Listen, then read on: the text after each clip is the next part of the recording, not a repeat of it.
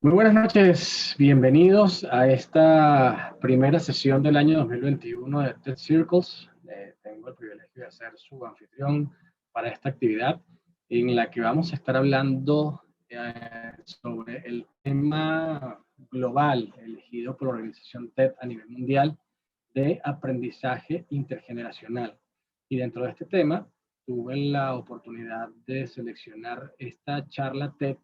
Me pareció de las propuestas una gran oportunidad de identificar cómo los estereotipos generacionales pueden detener a una organización o incluso pueden generar algunas fricciones en diferentes etapas, en diferentes momentos en los que nos encontramos. La persona que hizo esta charla TED se llama Leah Georges y es una persona que ha estado investigando por mucho tiempo este tema y con su equipo de investigadores han hecho varias propuestas que son las que ella presenta en esta charla que yo en este momento voy a resumir. Es la pantalla que está ocurriendo. En este momento hay 5 generaciones interactuando en el mundo laboral. Vamos a tener en cuenta que las estadísticas y la información que presenta la conferencista en este caso, están basadas, como la mayoría de las estadísticas, en información de los Estados Unidos, que son los reyes, por decirlo así, de las estadísticas. Y por supuesto, en la parte europea también tienen un trabajo muy sólido. Y esto lo podemos utilizar como una referencia, pero bueno, más adelante veremos si esto realmente aplica en Latinoamérica o específicamente en Venezuela, que es donde estamos la mayoría de los que nos estamos conectando hoy. Entonces, bueno, la conferencista Leah Georges presenta 5 grupos generacionales. Los veteranos, que son los que son nacidos entre la época de las dos guerras mundiales, de 1922 a 1943, que son conocidos en los Estados Unidos como la generación más grandiosa, The Greatest Generation. Luego tenemos a los baby boomers, que son los que son nacidos después de la Segunda Guerra Mundial y en el periodo ese que se conoció como la época de los hippies, justo antes de que empezara la carrera espacial, o que se profundizara, mejor dicho, entre el 44 y el 60. Luego la generación X, que ocupa, bueno, los años 60 hasta los años 80, dentro de ese proceso de transformación ya de lo que fue el ingreso de la tecnología, no necesariamente en el hogar, pero sí con la evolución de los equipos de comunicación y de música y de diferentes cosas que ya han pasado, si se quiere, la historia ha transformado en un mundo en el cual están los millennials, que están desde 1981 hasta el año 2000, que tienen una concepción muy diferente a esa generación X de cómo es el mundo, y la generación Z, que son los que consideran a partir del año 2000 y que en este momento son los que están saliendo de secundaria o están empezando a ingresar a la universidad, por lo que todavía es muy pequeño el porcentaje de personas que están entrando en el mercado laboral de esta generación.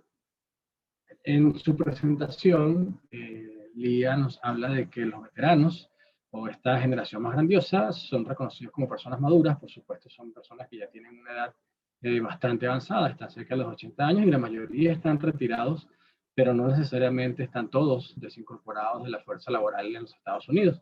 Son personas calladas, que reconocen el autosacrificio, que tienen un gran respeto por la autoridad y que trabajan porque saben que eso genera una recompensa. Los baby boomers, que son unas personas que se les cataloga como workaholics por su desempeño, por cómo trabajan, les gusta la competencia y valoran mucho la comunicación efectiva, y es una generación que ya está empezando a pasar a retiro, aunque todavía, igual que en la otra generación, mantienen muchos activos, más por supuesto que en la generación más grande. La generación X, que es de acuerdo a las estadísticas estas por números, es a la que yo pertenezco, es conocida como la generación perdida, una generación llave, es la generación que está en el medio entre lo que fueron los boomers y lo que son los millennials ahora. Es la generación, si se quiere, más pequeña y es un sándwich entre esas dos grandes masas de las generaciones. Y tienen una característica que es la que tiene el mayor porcentaje de padres divorciados de todas las generaciones que habían previamente. Y es la primera generación que habla de eso, del balance entre la vida laboral y la vida personal. Luego tenemos los millennials, que se han convertido en tema de muchas organizaciones y de muchas conversaciones, tanto formales como informales, que ellos no se imaginan el mundo sin la tecnología como la tenemos presente hoy, aunque ha evolucionado mucho desde el año 2000 para acá, en transformaciones de muchas formas. Para ellos no existe la posibilidad de entender una casa, por ejemplo, sin acceso a Internet. Son pragmáticos, determinados, creen que van a cambiar el mundo, pueden ser muy idealistas en algunos casos, y recientemente en los Estados Unidos se convirtieron en la población laboral más grande. De hecho, el 33% de las personas o de la fuerza laboral de los Estados Unidos son millennials.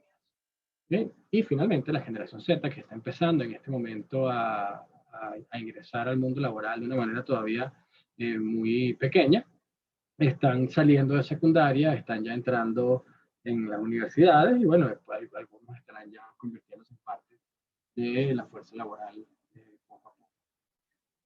Ahora, ella plantea que este tema de las generaciones es algo que se ha convertido en un tema muy importante de todos los días y cuando uno busca en Internet cuáles son las cosas que más se buscan precisamente en esos buscadores, nos encontramos, por ejemplo, con temas como las razones por las cuales los millennials son la peor generación, o por qué los baby boomers han arruinado todo para todos, o por qué hay una guerra de generaciones tipo West Side Story, o una guerra de los buenos contra los malos, del este contra el oeste, el norte contra el sur. Y la pregunta es por qué las generaciones están en un constante proceso de confrontación. De hecho, pareciera que hay esta forma de generar estereotipos. Ella habla de que los boomers pueden verse como conservadores, pero se consideran estúpidos, arrogantes, o sea, por lo menos esas son las búsquedas que se generan en Google. La generación X tiene más que ver con personas que son cínicas, que de repente tienen un temperamento mucho más molesto. Y bueno, que sí, que son la generación perdida porque no son ni muy tecnológicos, ni tampoco son totalmente ajenos a la tecnología. Entonces estamos en el medio. Los millennials, que pueden verse como obsesivos, también como estúpidos, como personas que son muy liberales, pero a la vez también muy sensibles.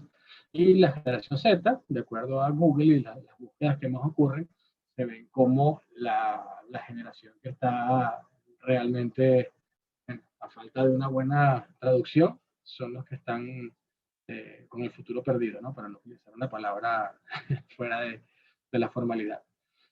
¿Qué es lo que propone esta investigadora Leah Georges? Ella propone que las generaciones no existen.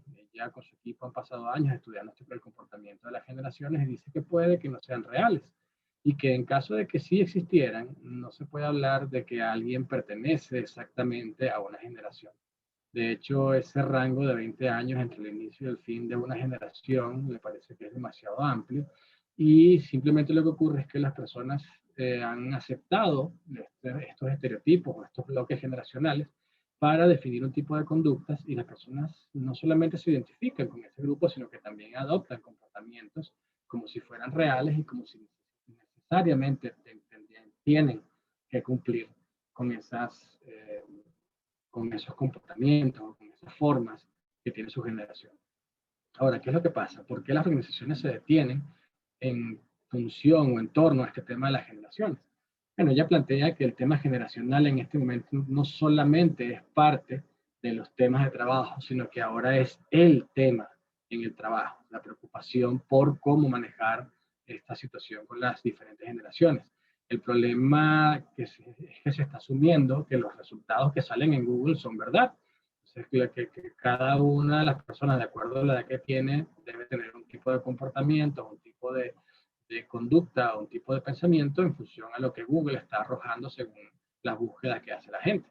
Entonces, ¿qué es lo que ocurre? Que las organizaciones están desesperadas tratando de saber cómo gerenciar la intergeneracionalidad y, por supuesto, no logran descifrar cómo navegar eso de la fuerza laboral multigeneracional. Entonces, las organizaciones están tratando de forzar una manera de mezclar la interacción entre las generaciones y están llegando a cosas tan superficiales, como decirle a la gente que tiene que usar hombreras para que tenga una mejor apreciación en el trabajo, o están colocando salas de juego para los millennials, porque, bueno, como ellos son jóvenes, entonces deberían tener espacio para divertirse. Ella cuestiona que los millennials tienen 30 años, no tienen 3 años. que eso de tener parques y juegos no necesariamente es lo que ellos están buscando.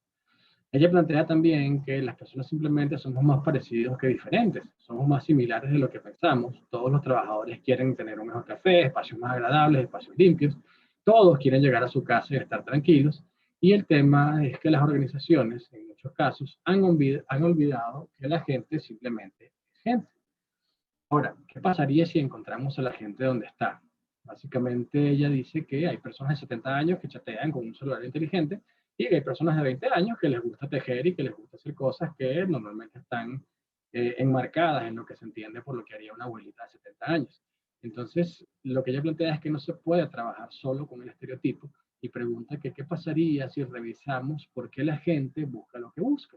Por ejemplo, una persona de la generación de los baby boomers necesita dinero para su plan de retiro, está buscando un aumento, está buscando un ascenso, una mejor posición, y un millennial también está buscando más dinero, pero no pensando en su retiro, sino porque la generación de millennials en este momento es una generación que, debido a los créditos y los altos costos universitarios, es una generación que está muy endeudada económicamente y por eso estas personas necesitan más ingresos para poder mantener su renta, para poder mantener su alimentación, para poder pagar los créditos universitarios y cualquier cantidad de compromisos económicos que pueden tener. Y esa es la presión que tienen en algunos casos los millennials.